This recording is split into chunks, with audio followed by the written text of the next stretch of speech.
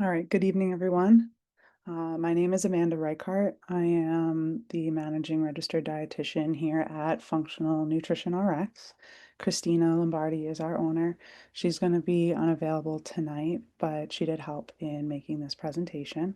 We wanted to put this together as liver disease, non-alcoholic fatty liver disease in particular has been on the rise a bit in this country, but also whether someone's affected by an NAFLD, non-alcoholic fatty liver disease, or not, this is an important piece for overall body health, right? So we're going over the body's detox systems tonight, the function of them, the nutritional impact, and the environmental impact on our bodies. Ooh, saying screen share is pause. Sorry, let me resume. I don't know why it does that every time. And I'm clicking resume and it's not resuming. I'm going to stop share and then go back in and reshare again. Let's see.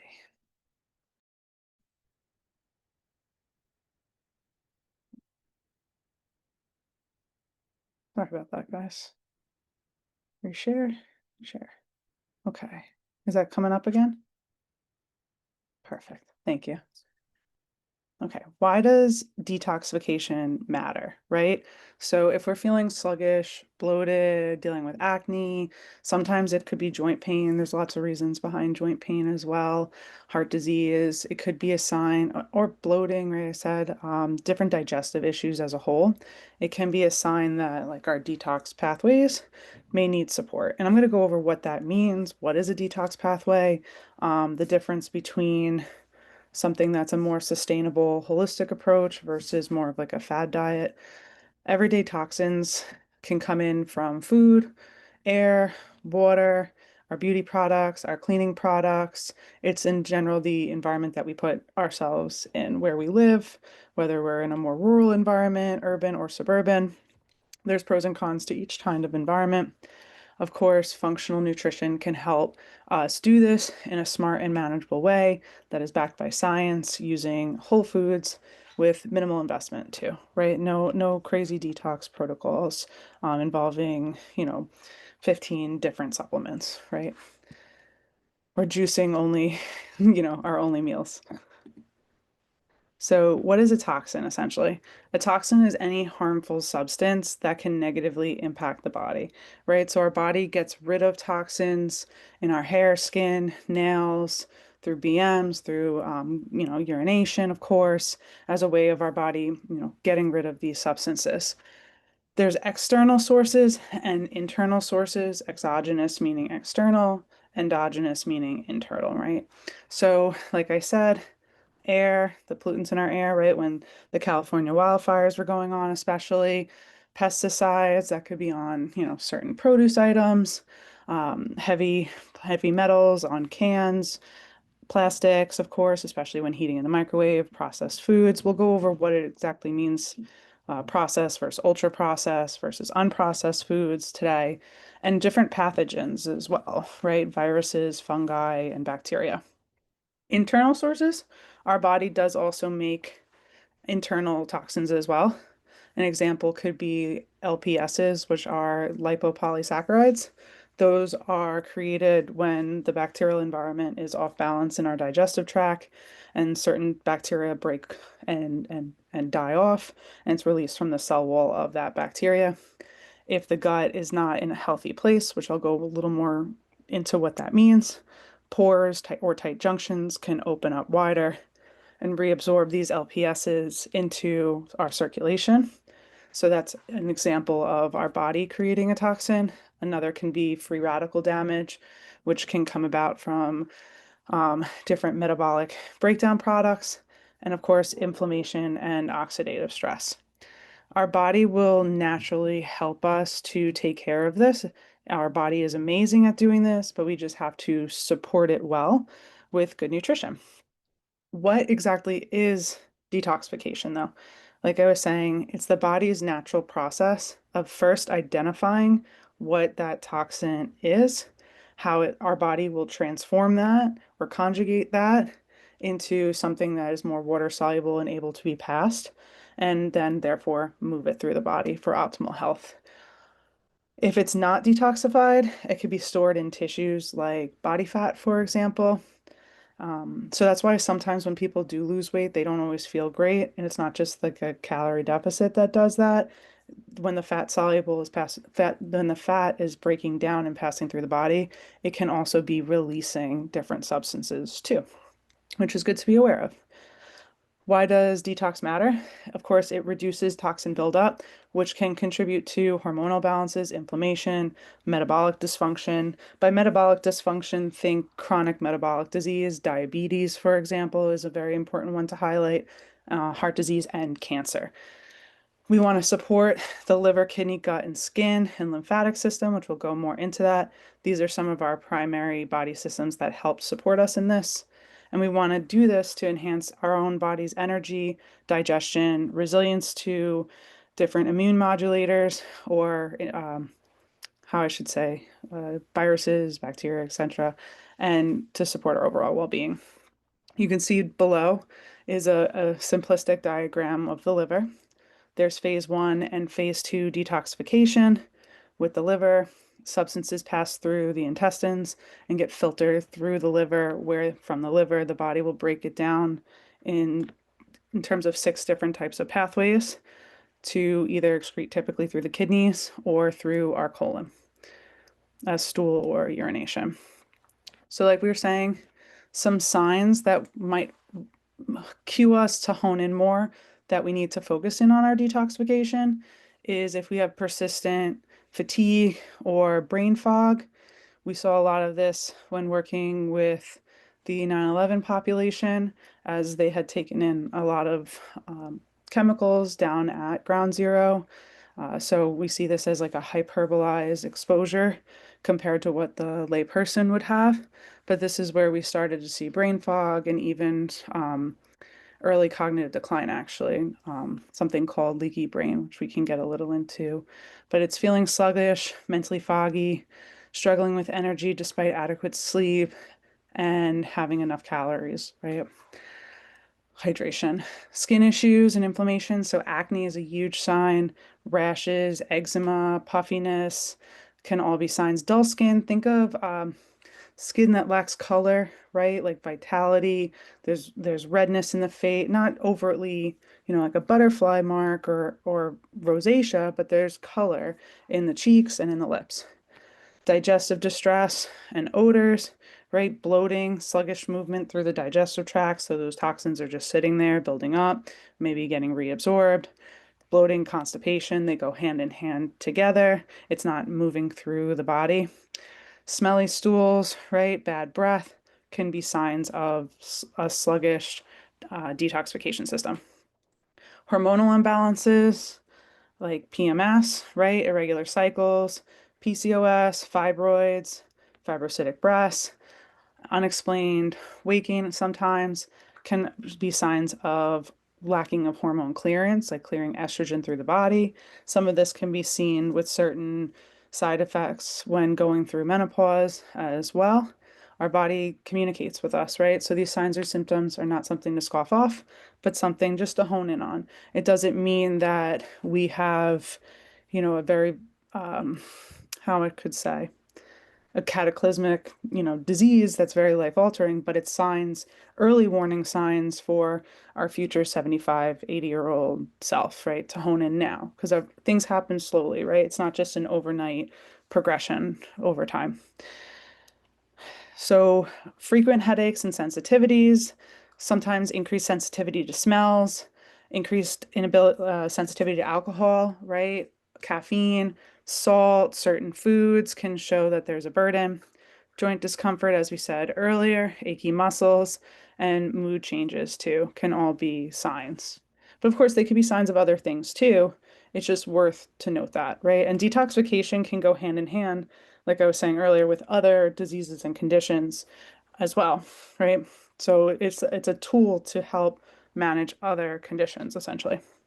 So our liver is one of our main filters of the body next to the kidneys. It processes toxins through phase one and phase two detoxification pathways, which are just different pathways that help to break down these toxic substances into smaller, more water soluble forms to be able to be filtered by the kidneys, primarily, if not the colon. It converts, like I said, fat soluble toxins into water soluble toxins for excretion. Glutathione is one of the major liver antioxidants, which we'll go more into. So you may have seen a lot of hype around NAC supplementation, as it does help to make glutathione in the liver to then help the liver process whatever we might be dealing with. So it's also become a tool with regard to cold and flu, but can also be a tool if you see maybe liver functioning enzymes on the rise, which we'll go more into. Other key organs, the kidneys, right? The kidneys eliminate most of our water soluble waste and they help to filter our blood. And then those waste products get filtered into the urine. The gut as well passes into the stool, right? Typically, we need a lot of fiber in our diet to absorb that bile and other substances coming through to then pass it, right? Lungs, of course, they take in and they take out toxins. Skin, we're going to go more in depth into each of these systems. Skin, of course, sweating, right, helps to release different byproducts like sodium, metabolic waste products, and like urea and metals. Support lymphatic circulation to remove waste as well, which we've all probably seen a lot out there nowadays with lymphatic drainage massages. And if anybody has seen an esthetician, they might have focus on during the facial lymphatic drainage around the face. The lymphatic system is responsible for draining cellular waste and toxins via lymphatic network, requires movement, of course, like dry brushing, exercise, weight training, jumping, using a vibration plate to help with optimal flow. Massage can also be a great tool. So, what might be coming in? So in our lungs, So right? what might be coming in? So in our lungs, right? Ooh, sorry, I don't know why that just happened. Did you guys get a feedback just now? Oh no. Yeah, you Yes, did. yes. Oh, thank you. So with the lungs, it's inhalation, right? So we capture and filter particles like dust and airborne substances through mucus, right? Mucus is actually a very helpful product for us. And the cilia. Cilia is like these little hair-like projections. Of course, we've seen nose hairs inside of our nose. That's meant to actually help as a filter to protect substances from getting fully into the body, because then we sneeze or we blow our nose, right? The lungs help to oxygenate our blood, which is, of course, important. And most importantly, too, helps to remove carbon dioxide, which is a waste product. Air pollution, smoke, mold, chemicals, wildfires, and other household products are taken in through inhalation, unfortunately. VOCs, or volatile organic compounds, in cleaning supplies and fragrances can also come in through the lungs. You see a lot now with like vaping, whether marijuana or nicotine, that these VOCs are like almost like plastic particles that are being inhaled and can damage the lungs. You're hearing of conditions called like popcorn lung, right? So it can actually damage the lungs greatly. So the young ones don't really understand what they're doing and how they could be impacting their future health. So it's important that we educate them. Digestive system, right? Ingestion through through our, of course, our mouth, right? Our stomach, our small intestine, throughout our whole body. We actually start digestion in the mouth, and most of our nutrients are absorbed through the small intestine, which also has tight junctions, and especially in our colon, like I was mentioning, and our gut lining, which help prevent these substances from entering the bloodstream. This is why gut health has become such a popular topic nowadays, because you'll hear it as the term leaky gut. The professional term is increased gut permeability. So we have these pores along our GI tract, similar to our brain, actually. So what I said about leaky brain, leaky gut, they're kind of similar. So when you have a lot of these substances passing through the endothelial tissue, or like think of it like the skin on your intestines, right? That has these like finger-like projections called villi, and those villi increase surface area in our intestines. And those villi have little pores all along them. And those pores can become irritated, inflamed, atrophied, right, by different substances passing through acidic substances, bile, without having appropriate fiber to help absorb it and pass it through, etc., that they become more and more enlarged. And the larger that those particles, those tight junctions, pores get, these pathogens can pass through. So they're meant to stay tiny and small because they're typically bigger molecules, these pathogens or toxins. I use that term interchangeably. And then when they become more enlarged, they could pass through and get into the bloodstream. Also, more work on the liver. Our poor liver is working so hard in the modern day. So we'll get more to that. The digestive tract also houses gut bacteria. We are more bacteria than human. We have more bacterial cells in our body than human cells, actually, which is just a fun fact. So we have a symbiotic relationship going on there. I see it as almost another organ. So it houses gut bacteria that play a role in breaking down and neutralizing certain compounds. So you always hear like good versus bad bacteria, like what makes something a better bacteria versus a not so great bacteria. You'll have more beneficial bacteria that actually help to eat at different foods and break it down and pass it through the body, right? We want to feed that good bacteria with fiber and prebiotics, right? Like onions, garlic, if we can tolerate them, fruits, vegetables, plantains, especially, believe it or not, potatoes can be helpful too. Processed foods, pesticides, food additives, heavy metals can disrupt this balance. So you kind of want to see it like I explain it sometimes as like trench warfare, that they're trying to take over as much surface area as they can between more beneficial bacteria and not so great bacteria. So the not so great bacteria can feed off of more substances like sugar or red meat's always a back and forth issue. So what I mean by red meat, I mean like the feedlot red meat, not grass fed. And we'll get more into that later in the presentation.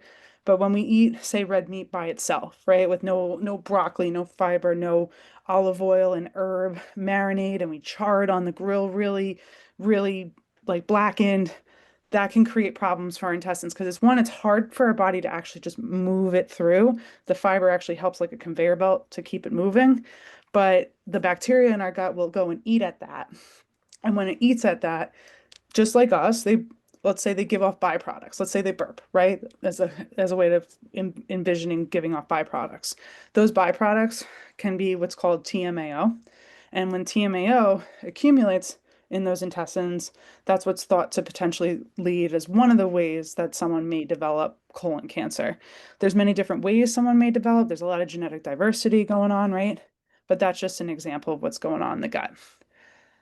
So skin absorption, right? Our skin acts as a physical barrier between us and the outside world. And technically, we're open from end to end with regard to our digestive tract. So that gut bacteria and that gut lining is very important.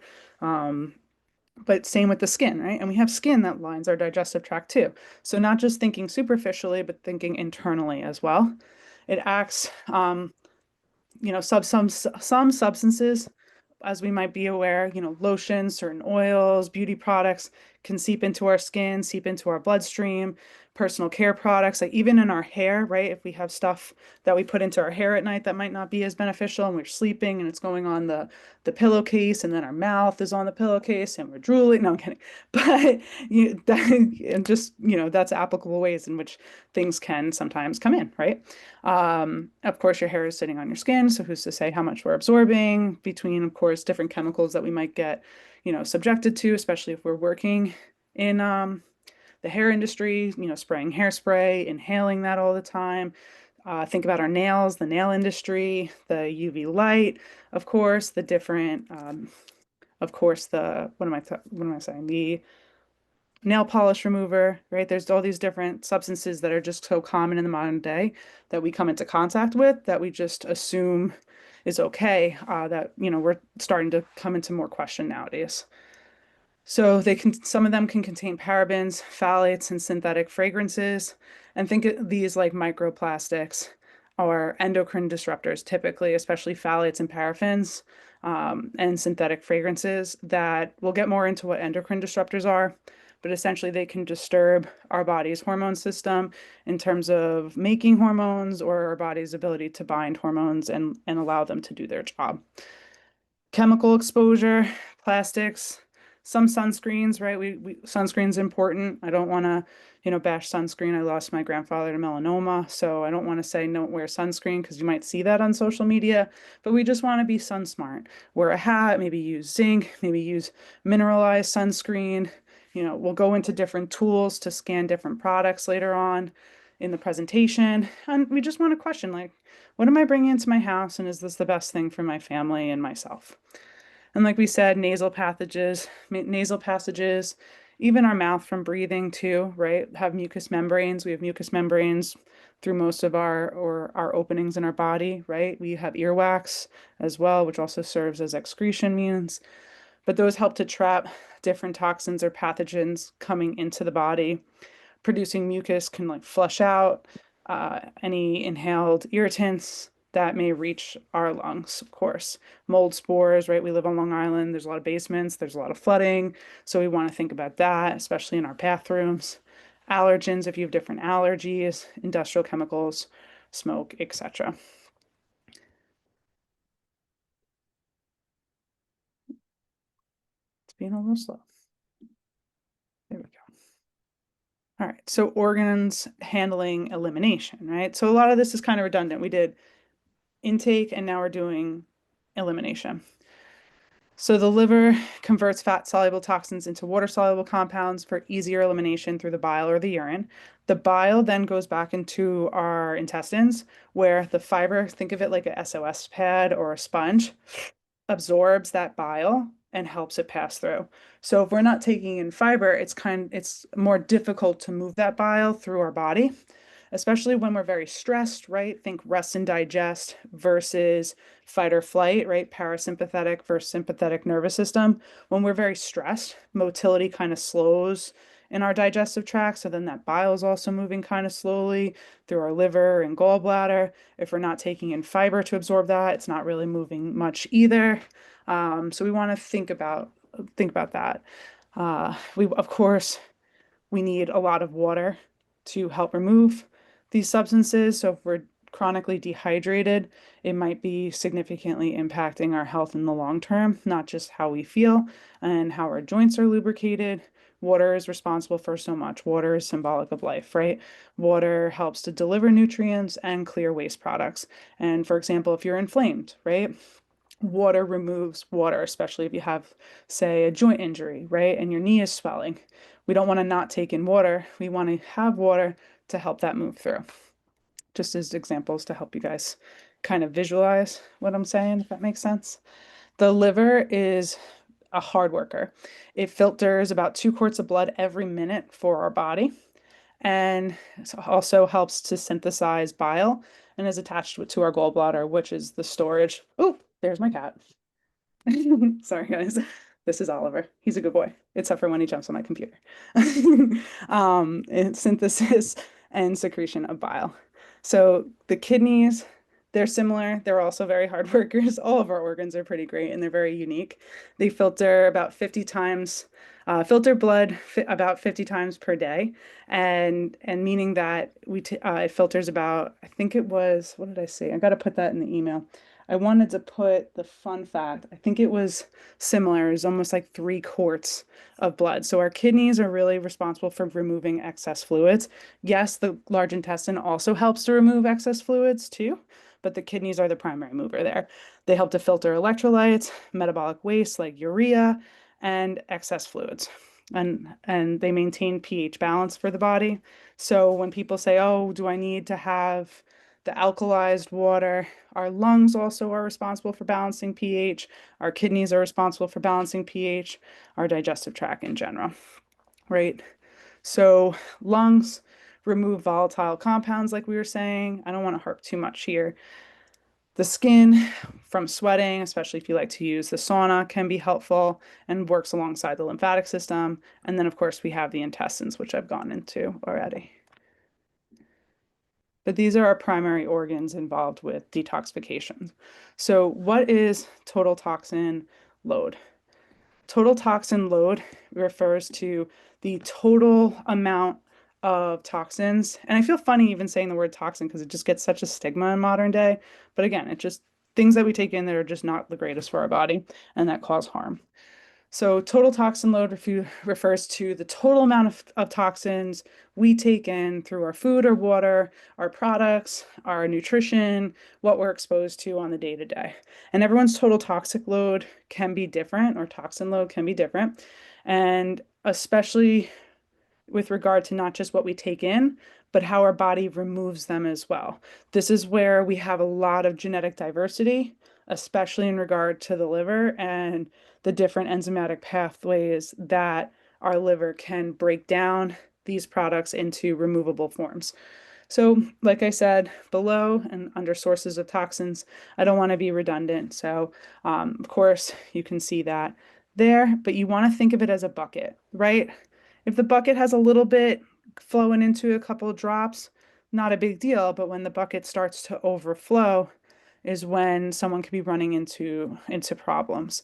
And it's not just what we take in from like a negative standpoint, but it's also what we take in from a positive standpoint, like our nutrients.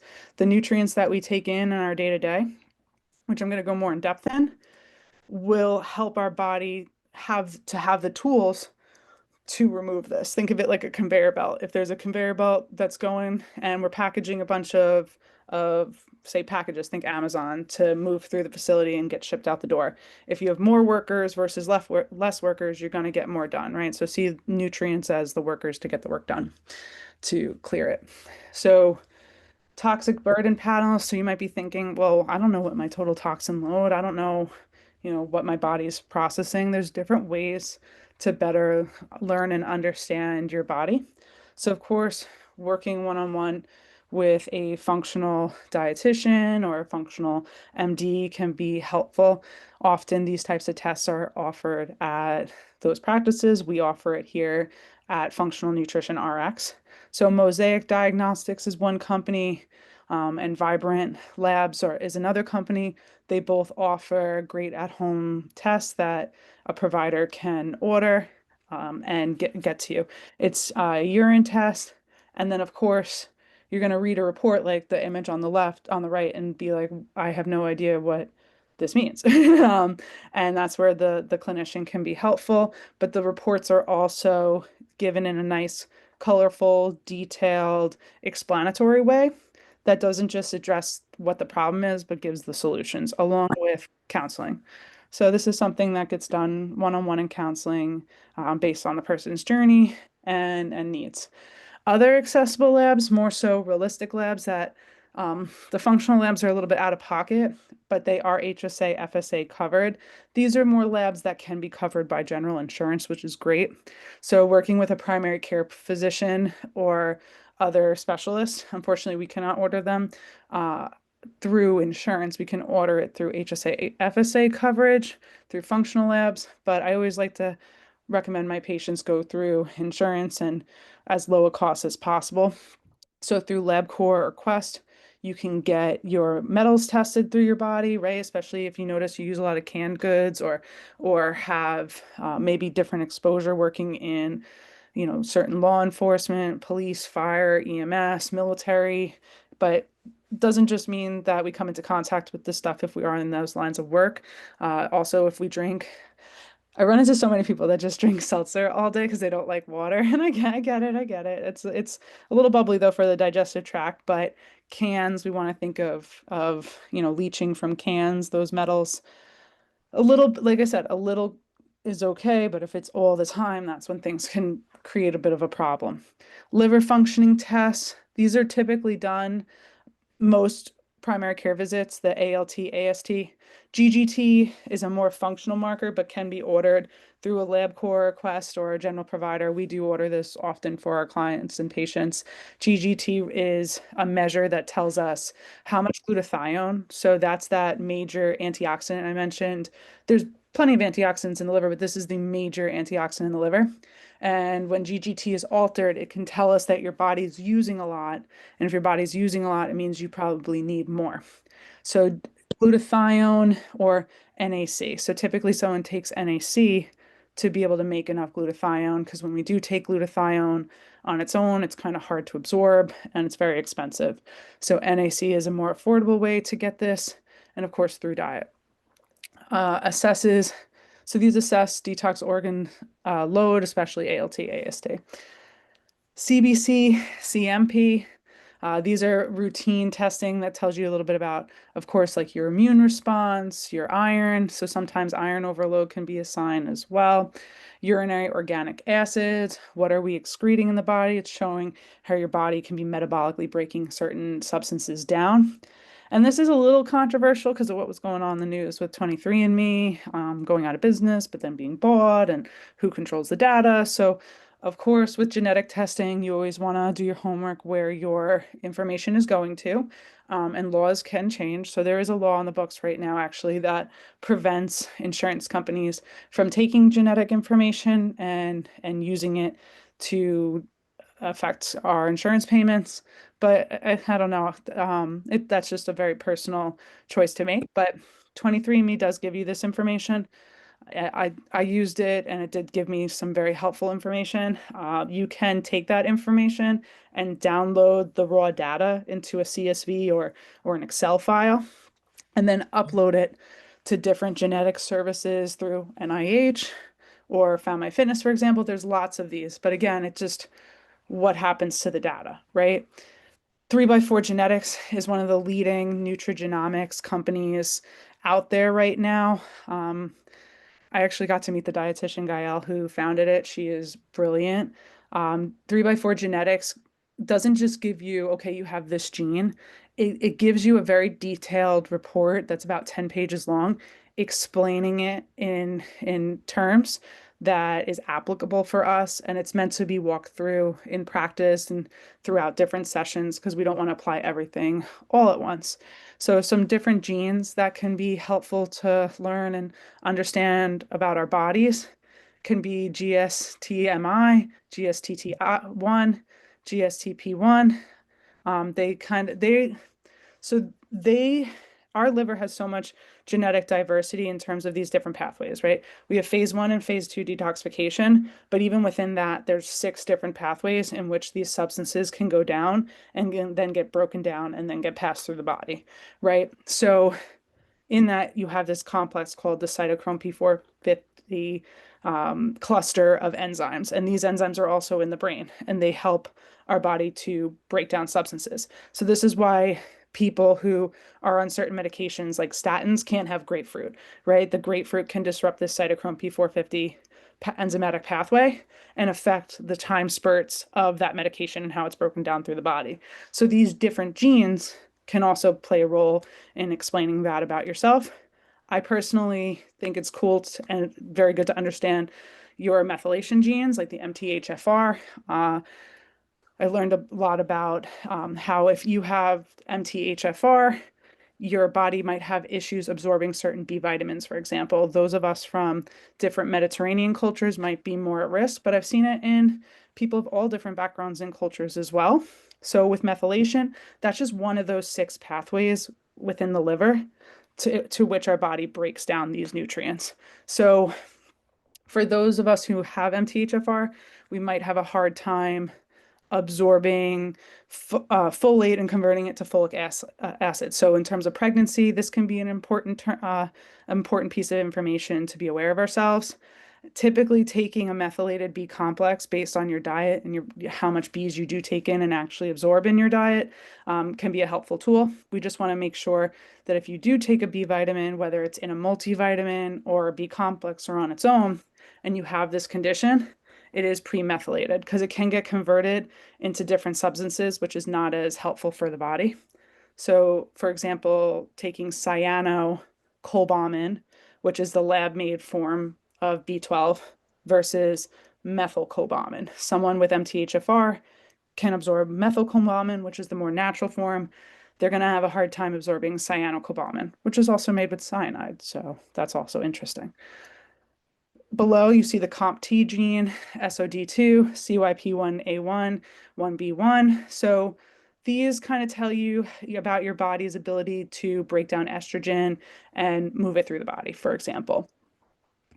So this is just an image from that 3x4 genetics testing on the right. But this is actually one of the more complicated looking images, just that show the different genes. And then it explains like these ones on the left have a lower impact versus the ones on the bottom right that have a higher impact on someone's health. And then, of course, the subsequent pages explain those more and what someone can do to augment them. If you're looking for a more simplistic approach to better understanding your body, it's not perfect. But understanding if you're caffeine sensitive can also be a little bit of a tell about your cytochrome P450 pathway. Same with salt. I wrote KIS because I feel like KISS is kind of mean. Keep it simple, stupid. I don't know. I kept a keep it simple approach. So, just a little quirky thing. So, something that you could do to see if you are a little bit more caffeine sensitive. The first step might be the hardest step, right? Cutting out caffeine for about 7 to 10 days, right? Lots of water, especially to help with that. Routine meals, good rest can help with clearing that. But this allows the adenosine receptors and liver enzymes to kind of relax. And then you want to avoid coffee, but not just coffee, tea, soda, pre-workout supplements, chocolate, sometimes ice cream. You just want to be aware if you want to do this. You want to be aware of your sleep quality, your energy, your mood, take a baseline. Like it could be even on a scale of 1 to 5, or there's different sheets out there too. And then after those 7 to 10 days, you reintroduce caffeine slowly on days 8 through 10. Consuming about 100 milligrams of caffeine, 80 to 100 is about 1 cup of coffee. So you take that in on an empty stomach, not usually ideal. Ideally, we want you guys, if you're going to have coffee, to have some bites of food first in the morning. But just for experimentation purposes and learning more about our body, you want to note your reaction to this dose, right? Is my heart rate really high? Is my energy almost too elevated? Or am I sluggish, or is it just right?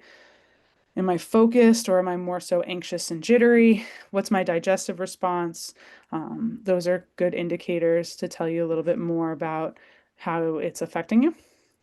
Then you want to titrate that dose up or down based on your response. So if you noticed you were really anxious or jittery or had, negative digestion from it, you would drop from 100 to say 50 milligrams, like maybe a half a cup of coffee, or a half calf, right? Half decaf, half caffeine, or you go up to 200, and just to see what your body's response is and how well your body clears caffeine.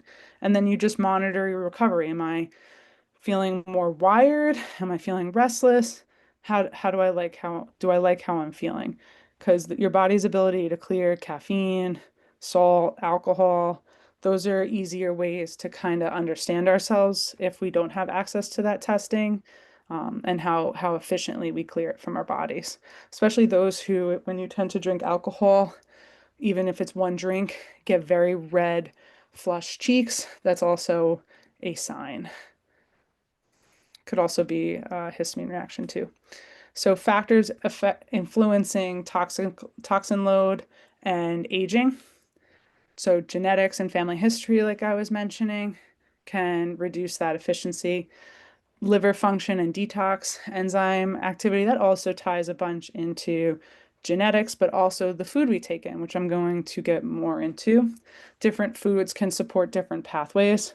And if we're lacking certain foods and different products that build up those foods, right? Like sulfur in onions and garlic, for example, it can disrupt those pathways.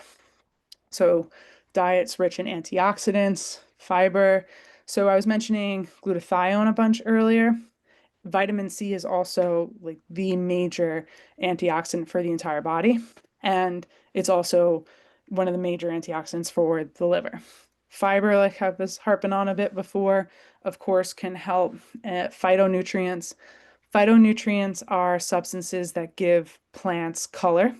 And when plants produce that color, it can deter insects away, it makes them almost a little bit more resilient, a little tougher, right? Organic produce has more phytonutrients than non-organic, because non-organic is is, sprayed with pesticides that support the plant in protecting itself. Where organic, depending on where it's coming from, right? Organic can always have different connotations, but a truly organic fruit or vegetable is kind of on its own, right? It has to fend for itself. It doesn't have Roundup or different pesticides to help support it. So it creates more antioxidants or and phytonutrients to fend off these, bugs, or it helps to even lead in insects like bees sometimes to help, with pollination. So foods that contain lots of phytonutrients, think plants, right? Fruits, vegetables, tea, right? Tea is a plant, cruciferous vegetables, especially berries, can all support this. Healthy fats also support liver detox pathways, which we'll get into. We don't want too high of a fat diet, especially if we have non-alcoholic fatty liver disease or liver disease in general, but we do want healthy fats, especially omega-3s to offset inflammation. The environment, we've gone into this, of course, can influence toxic load and aging, kidney functioning, of course, we mentioned earlier, and cardiovascular health and toxins. So, of course, not just with the LPSs I mentioned earlier, but heavy metals, different POPs or persistent organic pollutants can affect our body in terms of atherosclerosis, the hardening of the arteries, vascular aging, inflammation of the vasculature, and hypertension, right? Hypertension is often a sign of stress on the body. Why does toxin load matter for your health? So, xenoestrogens and endocrine disruptors. We touched a bit on hormone health, right? BPA is a very talked about xenoestrogen. Others don't often get spoken about, but think of endocrine disruptors like phthalates, heavy metals. They block or mimic other hormones, and I'll show you actually the graphic and then I'll go back for mitochondria dysfunction. So right here on the top left, you see a normal hormone receptor right here in orange, and the the green is representative of course, like a normal hormone. Think estrogen, right? So estrogen's coming in, it's binding to this receptor, and then because it bound to that receptor, it's saying, okay, open the door, we're going to start to do our thing, let's go team. And then you see a cascade response in that hormone doing its function, doing its job. Now here in the middle diagram, see the purple as a hormone mimetic, like a BPA, one of those xenoestrogens, endocrine disruptors, right? That's like almost like a synonym term. Well, a hormone mimetic can bind to that receptor in the orange and then create a hormone response, often more hyperbolized than that of, say, estrogen or another hormone. Typically, it's estrogen, though. And then on the right, you have hormone blockers. So some of these chemicals could actually come into the body, bind to these hormone receptors, and then block the actual hormone from binding to the receptors and doing its job.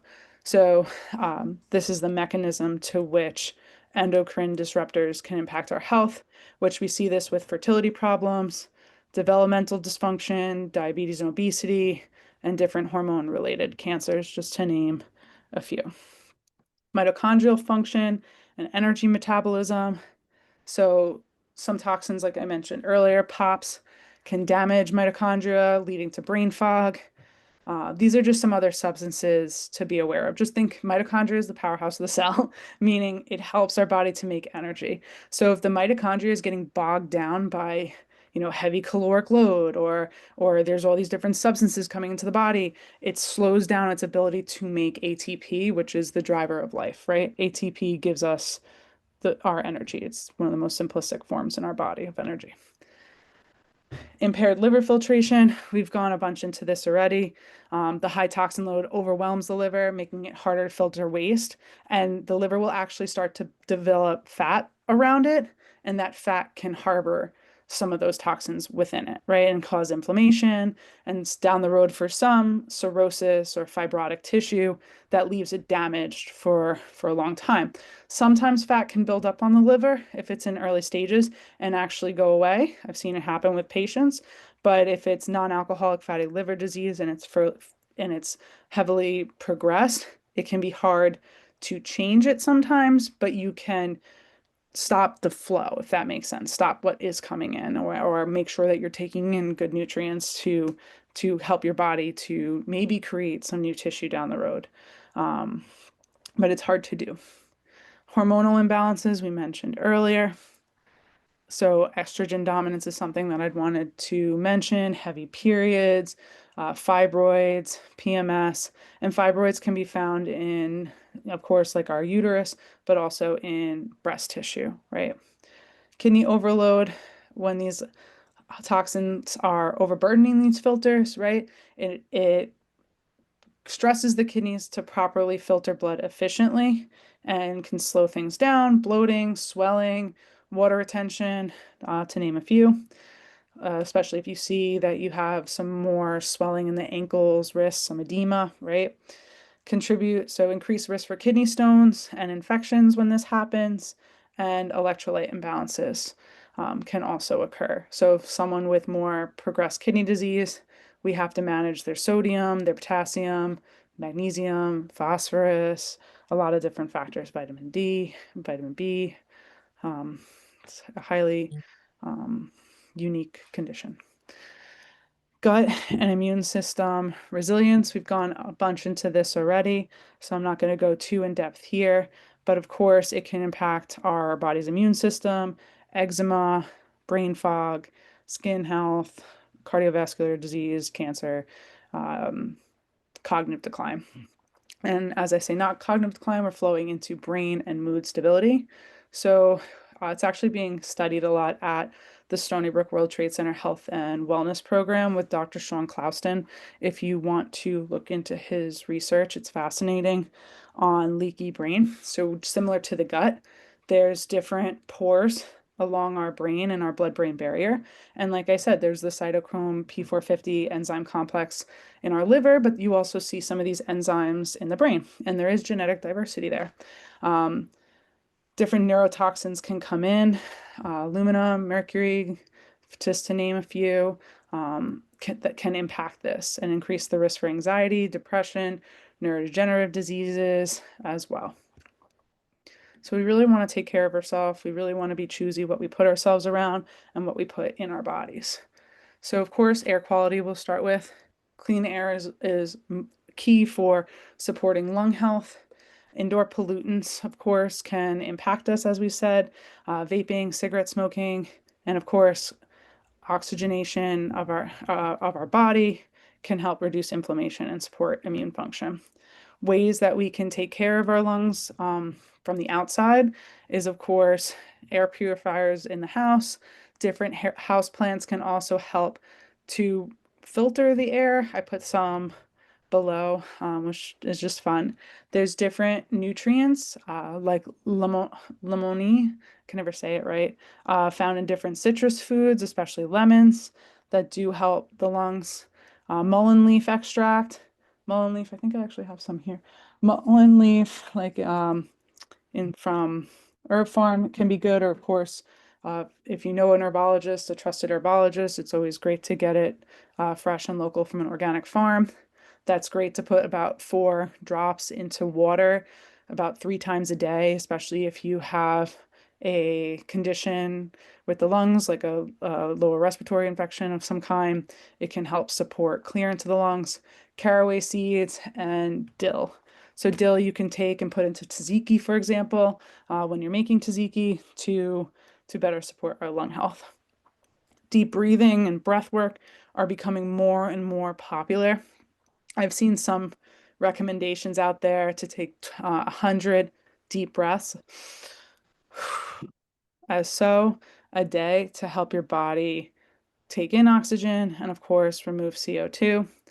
Sauna therapy can also aid in toxin elimination, as well as I've mentioned earlier. But there's some really high quality air purifiers out there. I like the brand Lavault. Sometimes you can get two for the price of one around Christmas, which is nice. The one below is one of their premium models. This one is really interesting. It actually connects to an app and will tell you what it's filtering. So that one's cool, very much so. I don't have that one. I have the other model just below it that doesn't connect to the app. So that is the higher premium feature. However, people do love it that I know that do have it. Below are some other herbs that can be helpful for the lungs. So you may have seen people hanging eucalyptus plants in their shower and letting the steam help to break the cell walls down of the eucalyptus and allow it to enter into the air. And it's also pretty, it beautifies our home. So these are just some examples of just some household ways we can better support our air. Of course, in terms of air quality, HEPA filters are always king. We learned that during the pandemic. So if you have access to a HEPA filter, if your job installed HEPA filters, I remember I was really happy. My old job had put those in right the beginning of the pandemic. So that was wonderful. Outdoor air, high pollutant areas. The airnow.gov is a cool site, and you can even sign up for air quality alerts where it tells you the AQI levels, and it'll say very simplistically, like today's a good day to go out for, a run or a walk, or today's, maybe not the best day, maybe go work out inside of a gym instead. But when it's not an air quality action day, which is most days, we're very fortunate where we live. We want to be outside in nature, right? We want fresh air. Ventilation, open windows as much as possible, increase airflow in the home, in the car. Non-toxic cleaning and scents can also be important. We breathe that in, right? Like when I'm spraying my hair with hairspray, like I'm trying not to breathe that in as much as possible, but we are getting subjected to it to some degree, especially with air fresheners and perfumes, synthetic fragrances. They do contain xenoestrogens or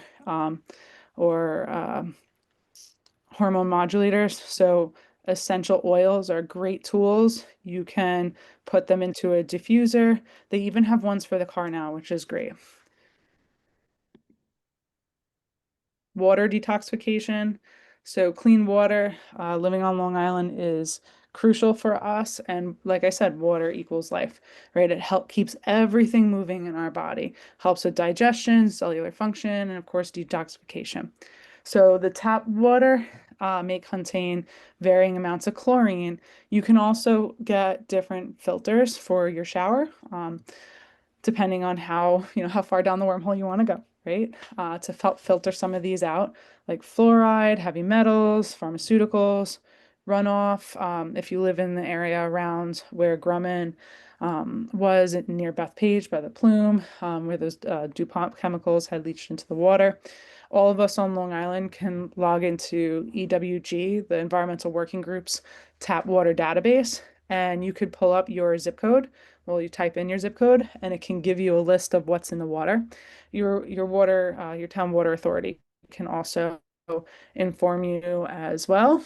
And then you can look at different filtration systems if you'd like that help to remove those substances from your household drinking water. We could also keep it simple, right? And and of course do like a Brita filter or use our fridge filter. It's just being aware of what's actually, filtered out. There is reverse osmosis systems, which are considered, some of the best of the best. The issue with the reverse osmosis systems is it filters out too much. It can strip minerals from the water. So then if you do have that, you want to just, replace them. The Trace Minerals brand is great that I have above. They have electrolytes and also trace minerals that you can find in water that you can replace as well into the water after it gets accidentally filtered out with all the other not so great stuff. Number one, though, in terms of keeping it simple, is drink water throughout the day, right? I know sometimes we're not thirsty, but think about your kidneys, think about your digestive tract, think about your skin, think about your blood flow. Do it for you. Getting enough water can help with, of course, urination and getting rid of these substances. You can start your day with lemon water or chlorophyll drops in the water to help support the liver. Chlorophyll's also in leafy greens, right? So that's why every dietitian is like, eat leafy greens. And I know that sounds boring, but chlorophyll is one of the many reasons why, right? And it's good to take chlorophyll. It's not a harmful substance. You just want to be careful. It's free of heavy metals, right? Oh, my light just went out. It's free of heavy metals And also for buying supplements, right? Like unless we have liver conditions, or if we don't, right? If we don't, we might not really need to, like emphasis on need, right? To take it could be good to take, but if you're looking to save some dinero, you can focus on the food form, right? Maybe having a small salad, very Mediterranean, before each meal, putting leafy greens in your eggs in the morning, for example, to get this chlorophyll. And then also you get more bang for your buck at a lower cost because you're going to get fiber and other nutrients, for example, like sulforaphane in broccoli sprouts. So it's just something to think about. Low sugar greens juices can also help with hydrating and flushing toxins and gives you some chlorophyll in a more concentrated dose than just the leaves because you'll have more leaves juiced down, but then you won't have the fiber, right? So everything's a little bit of a give and take. Fruits and vegetables contain water, right? Smoothies contain water. Everything we drink, of course, contributes to our hydration. Even caffeine to an extent. It's not as dehydrating as once thought. Um, but just be aware of your body's reaction to caffeine. Dandelion and parsley teas act as natural diuretics to help flush toxins. In terms of our water bottles, we want to be aware to use stainless steel or glass. Filtered water helps to remove the heavy metals, as I was saying earlier. And some ways to apply this below, I have an image of, just some beautiful fruit and herbs in our water, right? We want to romanticize our life, looking at it, it's pretty, it's good for us, it naturally flavors our food, our drinking water, I should say, and of course gives us a little bit more nutrients, especially when you put lemon in your water, you get a little bit more of that lemony or vitamin C. You can also squeeze lemon juice or lemon zest into marinades to help get that as well. Like I said earlier, we want to avoid BPA and plastic packaging, especially when marinating food. We can use glass, Tupperwares, stainless steel to marinate in, of course, or package our food, right? Sometimes like silicone, like those stacker bags can be helpful. We want to watch for PFAs in takeout containers. So I remember when I was working at the university for Stony Brook as the campus dietitian, I remember it was a conversation topic we all had at a meeting one time how the students would have takeout food and say they get it from one end of campus and they walk to the other end of campus. It's starting to break down already, right? And then what happens? It breaks down and goes into the food.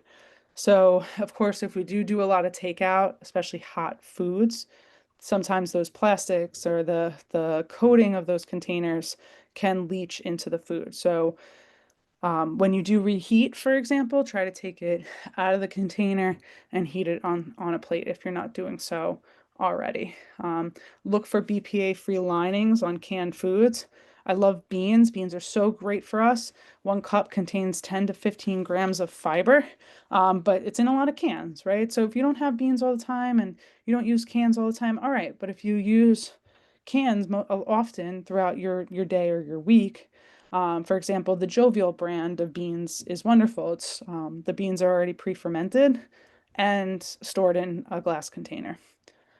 Reduce receipt paper exposure, especially if you work in retail. Try to wear gloves so you're not touching the receipt paper as much. If you're someone who, goes shopping here and there and you touch it, it's not as cataclysmic. However, if you do work in that environment, you're constantly touching it all throughout the day, it can add up.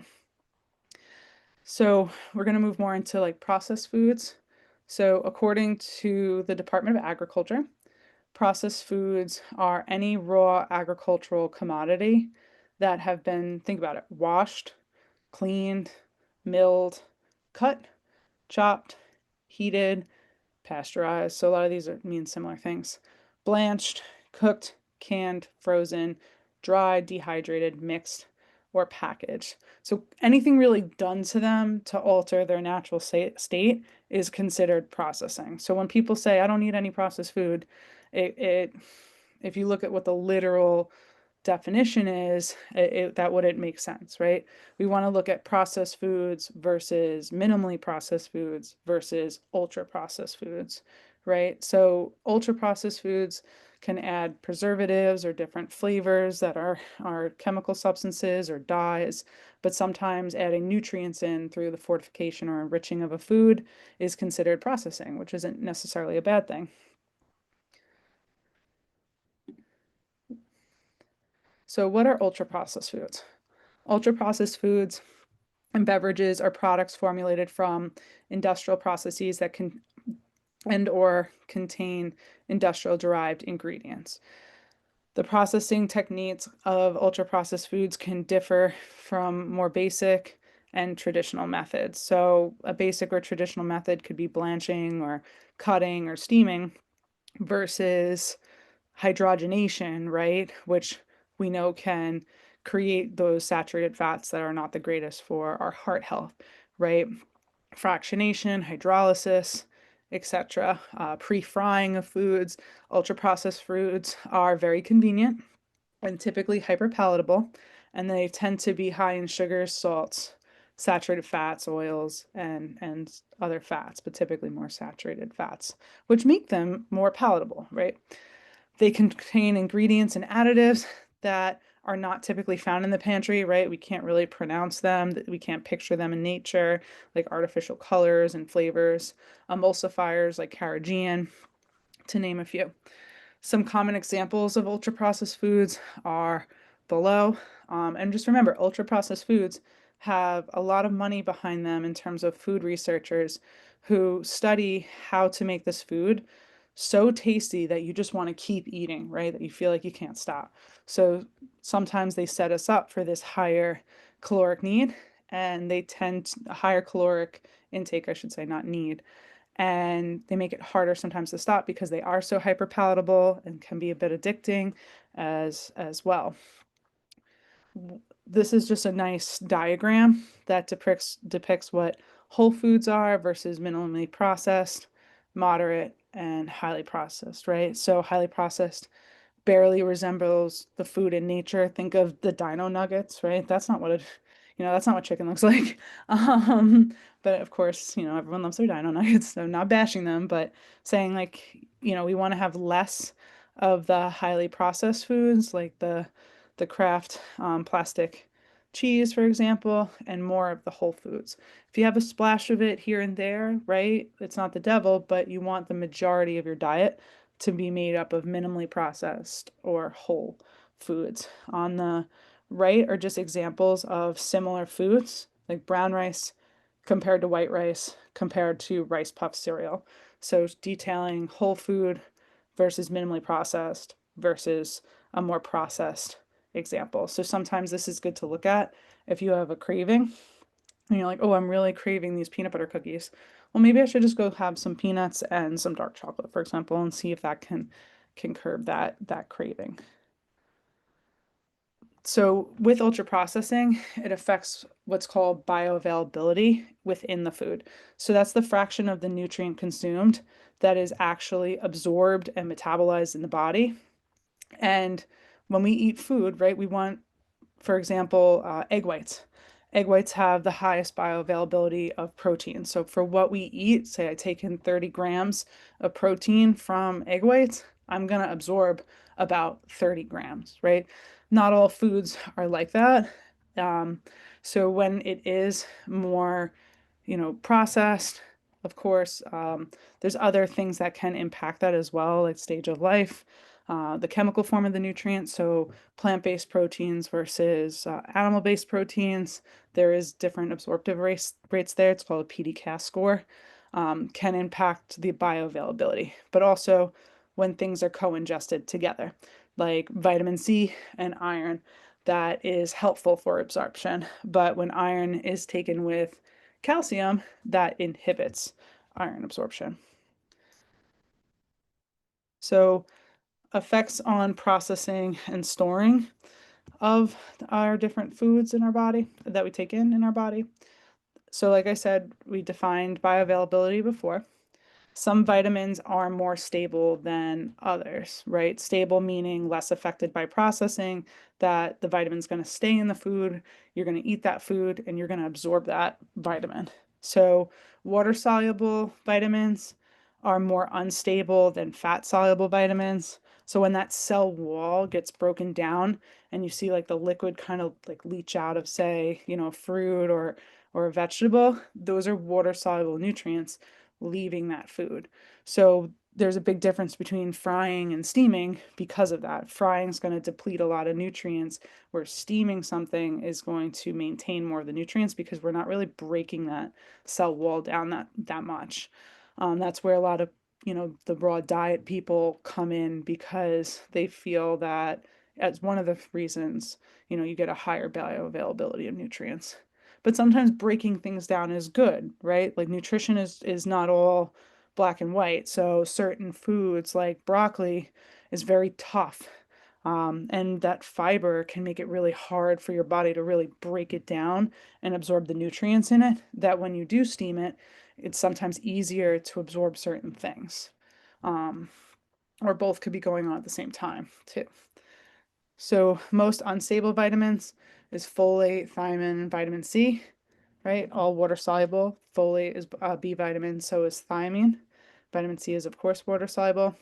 And some more stable vitamins, yes, niacin, which is water soluble, vitamin K, which is fat soluble, vitamin D, which is fat soluble, biotin is water soluble, as well as pantothenic acid. So these are just fun, like more trivial things, but it's really more understanding the concept of if I'm having something more processed, I'm likely not taking in as much of these micronutrients, vitamins, minerals, phytonutrients, and I'm more likely to take in excess, harmful calories, right? So there's a difference. Calories aren't always um, they're units of energy, but for what you want to think of it almost as dollars, right? So there's calorie dense and nutrient dense calories. So calorie dense is, the food on the left of this image on the bottom left, right? We've got the burger, the milkshake, and the fries, 1600 calories right there, versus the more nutrient dense calories, and you get more bang for your buck volume wise with the 1600 calories, where you have the breakfast, the lunch, the dinner, another meal, and a snack, a couple snacks actually, all for 1600 calories.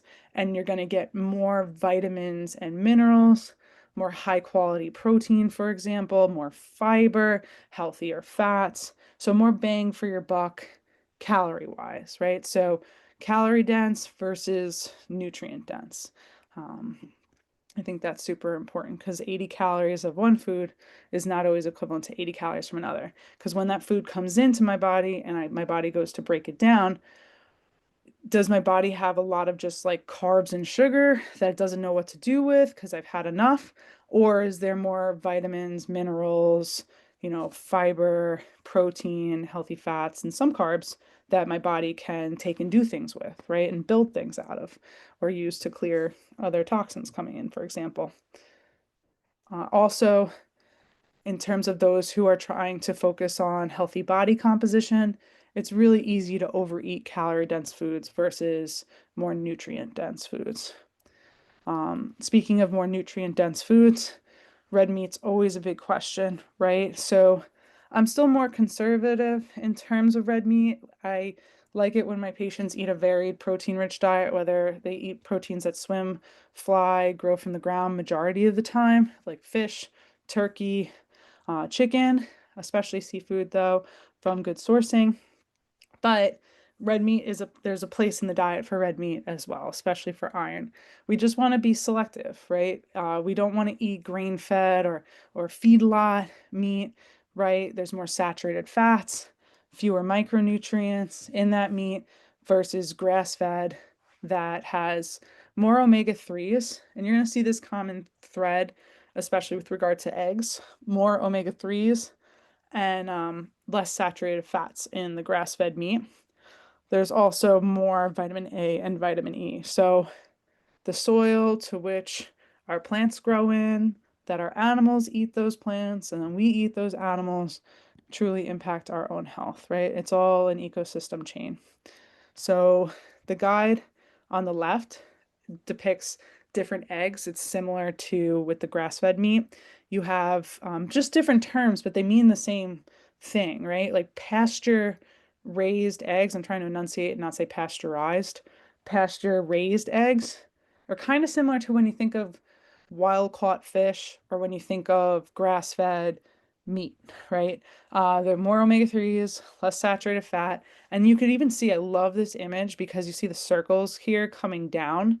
Each of these circles, you notice how the color fades as it goes downward, or you have this more orangey, rich color at the top. That represents the vitamin A and vitamin E. Like, so when you have a high quality egg, it should look like a deep orange horizon, not like a mute yellow highlighter, right? Um, Not even a highlighter, just mute yellow. And that vitamins, like we were saying with plants, right? Vitamins, minerals, phytonutrients give our food color. That's part why we eat with our eyes, right? And when you go to the grocery store, people like to look at the produce. That's why when you go to a restaurant that has like an open concept, we like to look at the food because part of that is just innate in nature. When something doesn't look right, is it nutrient depleted? Is it if it has an off smell? These are just different biological mechanisms that our body uses to determine, is this safe for me to eat, right? Does it smell bad? Does it look vibrant and rich? Does it look like it's, decaying? Is this going to be healthy for me to eat, or is this going to give me foodborne illness? Sometimes this is a bit subconscious too when you're looking at the food. But yeah, it's funny when you go to kitchens with an open concept, people always want to gravitate and like look in the kitchen, I noticed. Um, Benefit one of eating less processed foods, as we know, right? Uh, they help you meet your nutritional needs, right? I've been going on about that a bit. And the more additives, there's more additives, sugar, refined starches, unhealthy fats, excess salt, right? Salt's not the devil, but depends on your personal sodium needs and how well you filter out salt. For example, preservatives and fillers are going to come in more processed foods. And of course, when you're taking in more minimally processed foods, you're going to get more bang for your buck, right? So most popular diets, if you look at the Mediterranean diet, the DASH diet, the Asian diet, the African diet, etc., right? Like these diets that Blue Zones diet, what's all common, right? It's whole, minimally processed foods that is based in plants, includes a good amount of protein, and grains are not the devil. You want to have, you can have some grains in your diet, like quinoa, brown rice, but you also want to have other starches too, like beans, for example. Your health will benefit from taking in these less processed foods, as the literature backs up these types of diets. It leads to less depression, heart disease, type 2 diabetes, cancer, right? It all kind of goes back a bit to detox in a sense. And it's more about your body taking in high quality nutrients to build you up strong, and able to clear a lot of products that might be coming in. And we'll go more into that. Benefit number three, of course, is it's easier to regulate weight and appetite with less processed foods, right? There's more volume, less calories, more nutrients. They're usually slower to eat, right? Like biting into an apple versus an applesauce packet or apple juice, right? I could slug that down so fast versus an apple is going to take me a little bit more time. Nuts, it's going to take me more time to crunch on those versus goldfish. So this can help you to fill up and feel satisfied, but also take in less calories too. Preserving nutrient value. So this goes a little into, minimally processed versus processed versus unprocessed, but also bioavailability, right? So some people will overtly trim or get rid of different parts of produce that can be helpful for the body.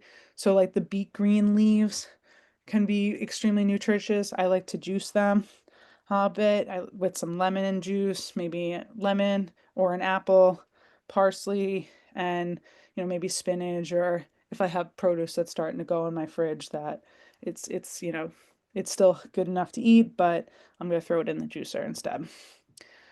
We want to try to aim, though, to eat produce at peak ripeness when it's looking beautiful and bountiful. And it's the same with like our flowers. If we want to harvest, say, calendula to make tea, when those flowers are at like the peak beauty, right? It's all the petals are on, the color, right? The produce looks beautiful and colorful. That's actually the best time to eat it. It has the most nutrients typically, especially when organic.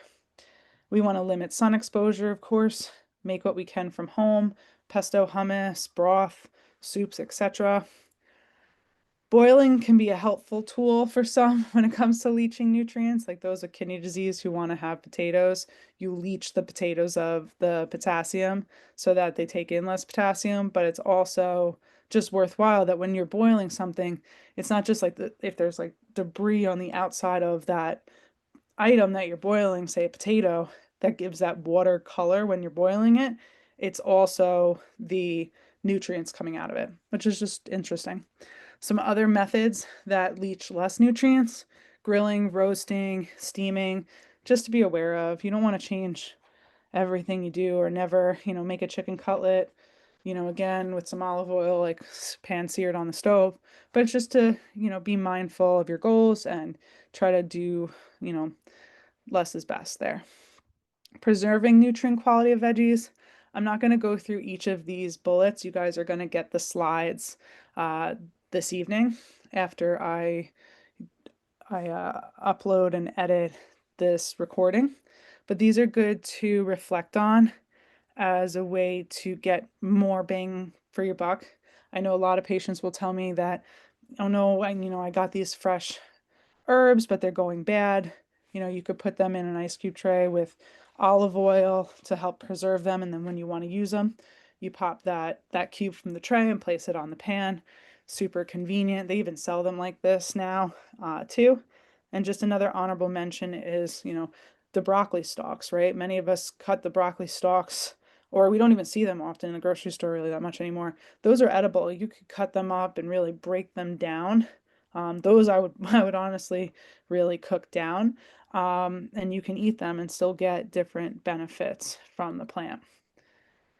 These I'm not going to go through each one because there's a bunch of these, but these are some good images to flip through at your leisure as just some good helpful ways to preserve produce because we do spend a lot on food in this country, and 1/3, the last time I checked, of all food that we purchase gets thrown out.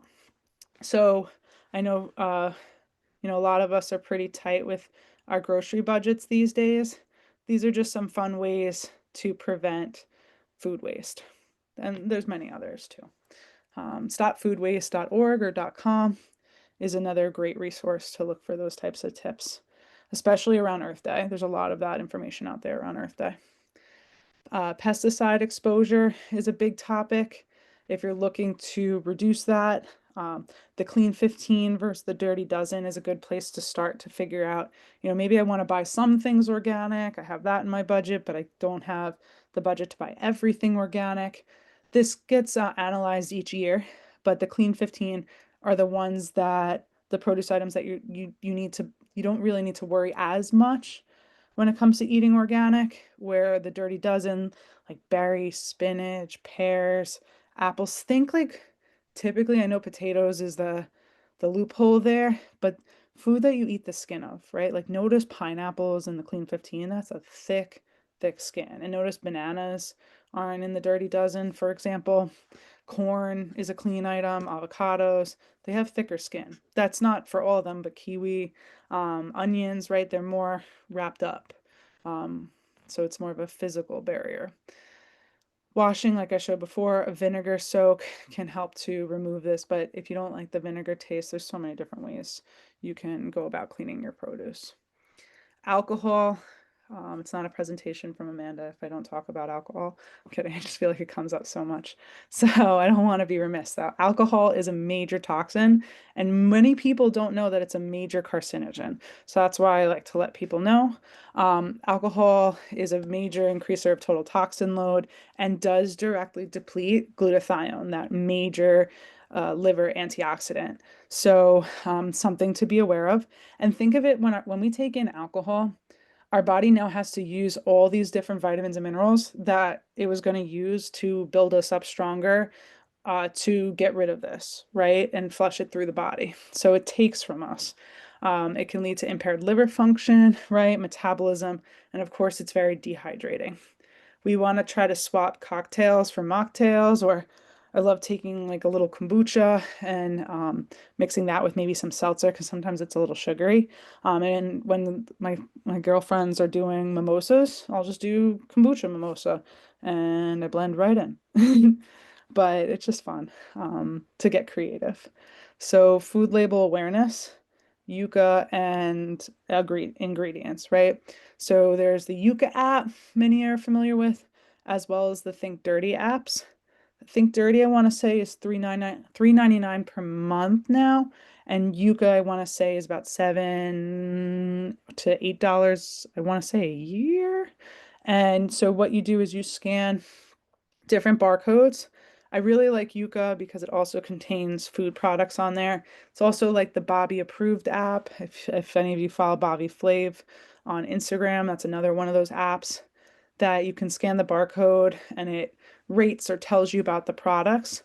I think it's really important when we do this to look at the why, start to really understand what ingredients keep coming up so that when you read the food label, maybe you don't need yucca, maybe it saves you a couple bucks and you start to know it just off the bat, right? We always want to be learning and growing. We want to avoid ultra processed ingredients. I'm going to give you a slide full of ingredients just to be aware of if you're wanting to get more into understanding this. Artificial colors are a big one, especially with hyperactivity, ADHD in children. Different preservatives or emulsifiers like carrageenan and disrupting the gut lining. Hydrogenated oils made in the process of say making margarine, right? Those hydrogenated fats can cause atherosclerosis in the body or heart disease. High fructose corn syrup we want to stay away from. And of course, like I was saying earlier, look for short, recognizable ingredients on the food label. These are by no means should anyone memorize. Just to be aware of if you want to refer to it and take it in bits and pieces, or if you want to compare a label, this is here for you. Something just to note, if you see like here, like glucose dash fructose syrup, right? Or you see how fructose, these sugars, dextrose, for example, they end in OSE. So OSE kind of connotes it's a sugar. So that's just a quick tell that, what is this ingredient? But this is just a fun list just to be aware of. So high protein diets and detoxification. So earlier in the presentation, I was talking about liver health and the different pathways that our liver uses to clear toxins that it's filtering. So, methionine and glycine are used in these different pathways to further break down foods. So, taking in protein helps to support the liver to give it different amino acids that further get utilized in the removal of toxic substances in our body, right? Including sugar. Excess protein without fiber, however, can slow down elimination, right? Fiber slows down digestion. Fiber can increase slash decrease digestion favorably. So depending on the different types of fiber, but you want it to help as like to propel that protein through the body. You want to pair lean proteins, chicken, turkey, fish, beans, for example, tofu, with vegetables and healthy fats to balance the meal. And a way to apply this is by making a protein bowl with salmon, which is protein omega-3 rich, some quinoa, also fibrous, and some kale, for example. Protein powder gets a lot of conversation now about different additives. Whey protein is still one of my favorites. It's fast digesting. It's high in leucine, which helps to activate muscle growth, but can cause bloating in some individuals who may have some gut disturbances, and who are dairy sensitive. They are much lower in heavy metals because it comes from an animal versus, say, pea protein at times. So pea protein, um, these protein powders are starting to get measured. So we want to look at the brands that we're taking in and seeing if the heavy metal content was measured. The pea protein may also be lower in leucine as well. Lately, for my more dairy sensitive individuals, I've been really liking recommending egg white protein because it's more hypoallergenic. It's a complete, very bioavailable protein. Um, and it lacks fiber, okay, but so does whey protein too. We could put that in a meal that contains fiber, like oatmeal, for example, with more chia seeds, which is loaded in fiber, and berries to balance that out. Hemp, rice, and other blends can be better for more plant-based diets as well. But we just got to be aware of amino acid balancing. Fiber and gut health, like we've been going on for the fiber helps with elimination, right? So you get fiber from chia seeds, flax seeds. Flax seeds contain psyllium, fruits, veggies, nuts, beans, foods that grow from the ground typically contain fiber. Some of these foods have more fiber than others. We need, as women, about 25 to 30 grams of fiber per day. Men, about 35 grams of fiber per day. Beans contain 10 to 15 grams of fiber per cup. And chia seeds, about a tablespoon, is close to 5 to 10 grams of fiber.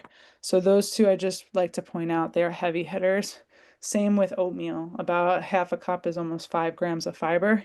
So eating these more whole foods help to increase your fiber intake, and certain ones can really pack a big punch. Fermented foods also help to enhance the gut microbiome and the gut. So fermented foods contain live bacteria, where prebiotic foods like asparagus, leeks, onions, garlic, that's the food for the bacteria. So if you're having, say, sauerkraut and some fermented onions on a salad, for example, you're giving your body the pre and probiotics it needs to let that bacteria inoculate or stay in the gut. I love apple cider vinegar with olive oil, maybe some lemon on a salad, because the salad is the prebiotic and the probiotic is the apple cider vinegar. So we're teaming up for success. A smoothie bowl is also another example because we've got berries and flax containing fiber. And then, of course, we've got the Greek yogurt containing the probiotics. Cottage cheese also does contain probiotics as well. And a lot of companies, like I remember Activia, they put that they're a probiotic, which they are, right? The Greek one, of course, it's a yogurt in general. But if it doesn't directly say it's a probiotic on it, don't assume it's not if it's a yogurt. But now, because it is, marketing, a lot of them do put the strains of bacteria or how many strains they have, which is just interesting to compare. Like Chobani, I think, always likes to tout that they have 12 different strains of bacteria. Green juices, like I mentioned, juicing and smoothies are can be delicious, but also great for detoxing. I like to recommend 2 to 3 veggies, 1 to 2 herbs or spices, and 1 to 2 fruits when juicing. It also can spike sugars though, especially on based on your needs, especially if you have diabetes. So when juicing, you want to stick to about maybe 4 to 6 ounces.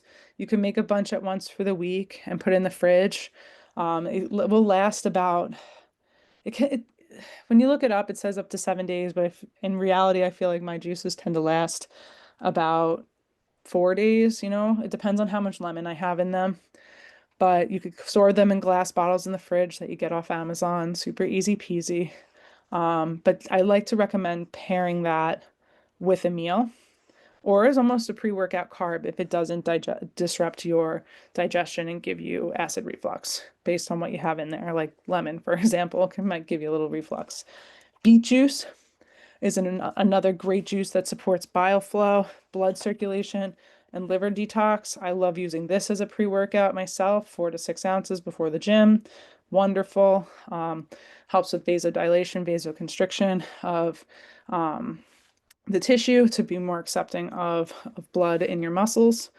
Protein-based smoothies can be helpful for detoxification, containing, of course, NAC and glutathione from your protein.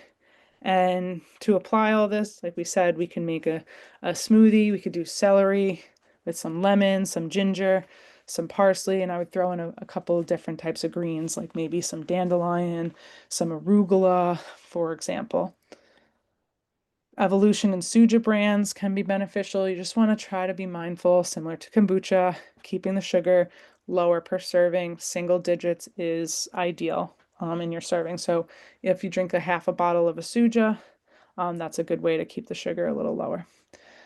Detoxifying foods to fuel your body. There's sulfur-rich veggies are very helpful in supporting the liver, like garlic, onions, and broccoli are powerhouses.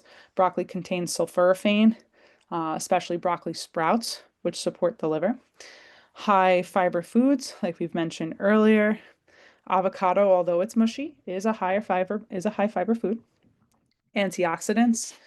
Berries are loaded in antioxidants.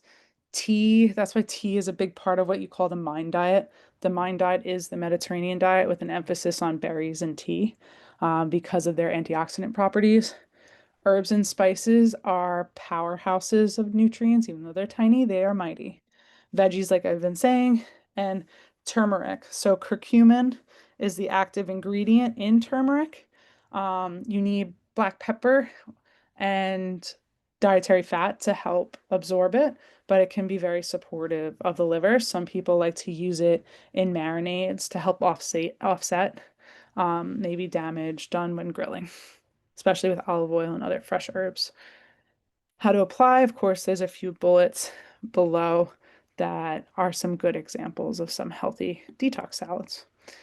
Herbs and spices, nature's detoxifiers. Milk thistle, we want to just be careful of if you're on certain medications. You always want to check one-on-one with the registered dietitian or really your doctor in terms of those interactions. Dandelion, both entities are fine though. Dandelion also can be a natural detoxifier. It's more of a diuretic.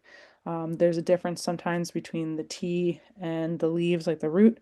So you just want to be aware of that. The dandelion root is more of the detoxifier when it comes to um, fluids. If you're puffy or bloated, maybe around your period, for example, and they can help with reducing free radical damage in the liver, along with turmeric and ginger are very anti-inflammatory. Limonene, I cannot say it right. Sorry, guys. Found in citrus peels can also be helpful at boosting liver enzyme activity, like we said earlier. So adding lemon zest to your meals can be wonderful. Um, Break out the lemon ricotta cookies. Just kidding. I love making those with some lemon zest on top. Yummy. So we can make even a tasty dessert just a little bit healthier, for example. And it is made with ricotta. I've seen some people do it with cottage cheese though too.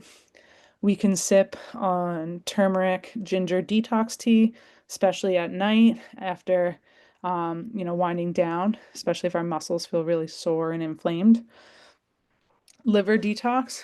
Of course, your body's MVP is the liver, as I've been honing in on. Um, this has been mostly a liver presentation because when it comes to detoxification, yes, it's the kidneys, but the liver is your main filter for the body.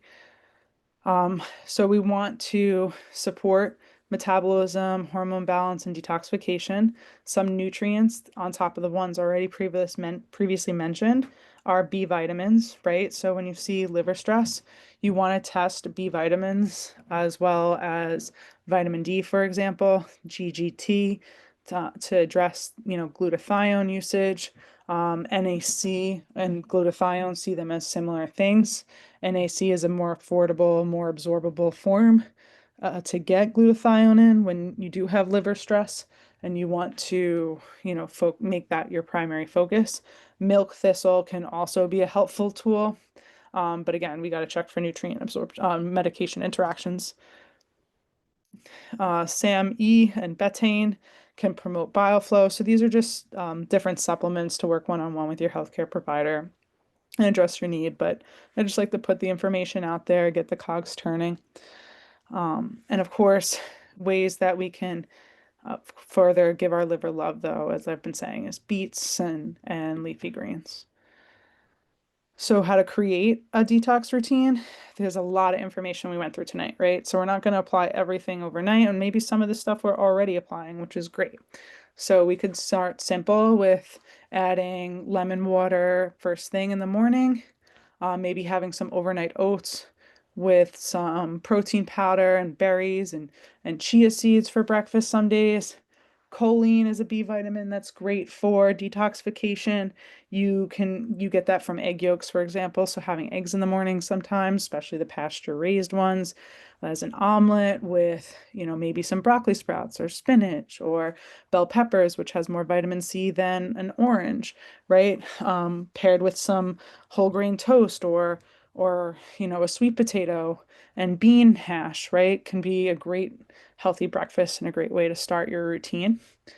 We want to try to focus on eating fiber-rich meals. So, aim to have a fruit or a vegetable at most of your meals, right? That's a great place to consider starting your routine. You could do this with a smoothie too. We want to move, we want to sweat, we can use saunas, we could do deep breathing. These are all tools to aid in our regimen. And of course, we want to focus on reducing exposure to processed foods and chemicals. You could even go down the wormhole of clothing. Um, but we'll stop at that. Endocrine disrupting solutions, eat a varied diet, avoid heating plastics, like we touched a bit on. That's a great place to start. Eat from home whenever possible. Check out the Environmental Working Group's tap water database. Think about using Yucca if you're new to wanting to understand more about your products. And I'm not saying go through your bathroom and get rid of things. The way that, like, get rid of everything. The way that I like to recommend, implementing things, especially like your cleaning supplies, is when one thing empties out, go on to Yucca or EWG or research around, some other helpful alternatives, for example, and just replace one thing at a time. So we're not, restocking our whole house and getting rid of so much stuff too, all at once, because it could be very costly. Your cookware, right? Cookware is very important to consider in terms of products leaching into the food. Cast iron, stainless steel can be helpful. The Caraway brand is great, or green pan can be a good tool as well. Wash your hands routinely, turn up your nose to fragrances, and of course, fresh before processed whenever possible. So essentially, we touched on the Mediterranean diet. All right, so this is just a fun example below on westernized diet versus Mediterranean diet, which is a more whole food rich approach. And it's more sustainable. Notice, there's still chocolate on there, there's still red meat, there's veggies, there's still pasta or bread, but we're not completely depriving ourselves. It's just a more whole food approach, and certain foods are coming into the diet just a little bit more routinely than others. In summary, like I said, some processed foods are not the devil. Sometimes, not sometimes, often I'll buy pre-cut produce or pre-frozen, veggies, especially based on time of year. They can have more nutrients than fresh, like berries during the winter, for example. So we don't want to turn our nose up to minimally processed foods all the time, especially they could help us to be more prepared throughout our week and help with meal prep, but we want to definitely try to avoid ultra processed foods as much as possible. Um, they can come in once in a while, but once every couple months, say, right? Like you're on a road trip and you want to stop at McDonald's once in 6 to 12 months. That's not going to kill you, But if we're having it every week, even once a week, that's probably not the greatest for us. So everything's about frequency and balance, right? We want to eat raw and cooked foods, right? We don't want to just have a raw diet or just a cooked diet. And we want to think about application of this in terms of progress and consistency versus perfection, right? Like pick one thing, maybe 1 to 2 things that you want to try to implement, and then do that. Focus on being consistent, build that up progressively. And then once you feel like you've really made that a habit, which can take 3 to 6, about 3 months, then move on to the next thing, right? Awareness is the cornerstone of health, right? Being aware of what we're taking in and doing. So I just want to ask if anyone has any questions. I'm going to stop the screen share in a moment. And I do also want to say thank you also for your time. I know I went long today. This is this is recorded as well, just in case you want to go back to anything, as I know I have a tendency to talk kind of quickly when I want to get all this information in. Checking the chat, but please feel free to yell out if you have any questions.